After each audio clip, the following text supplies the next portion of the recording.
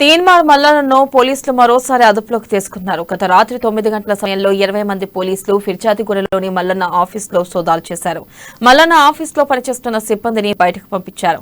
2 రోజుల క్రితం తీన్మార్ మల్లన్న కార్యాలయంపై కొందరు వ్యక్తులు దాడి చేసి విధ్వంసం సృష్టించారు. గతంలో సైతం తమ ఆఫీసుపై దాడులు చేసిన వారిని ఇప్పటికీ ఒక్కరిని కూడా పోలీసులు పట్టుకోలేదని తీన్మార్ మల్లన్న తెలిపారు. నమస్తే, బిగ్ బ్రేకింగ్ న్యూస్.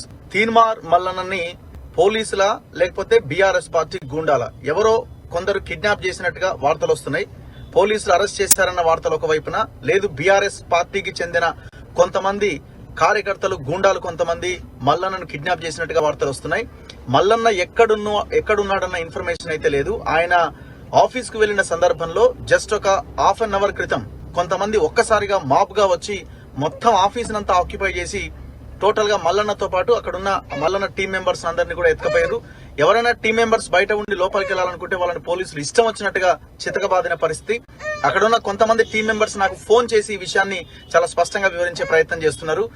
చాలా దారుణం, చాలా దుర్మార్గం. ఇప్పటికే మల్లన్న ఇంటి కుటుంబ సభ్యులు కూడా, మల్లన్న భార్య కూడా నాకు ఫోన్ చేసి అసలు ఏం జరుగుతున్నది ఏంది. నమస్తే, బిగ్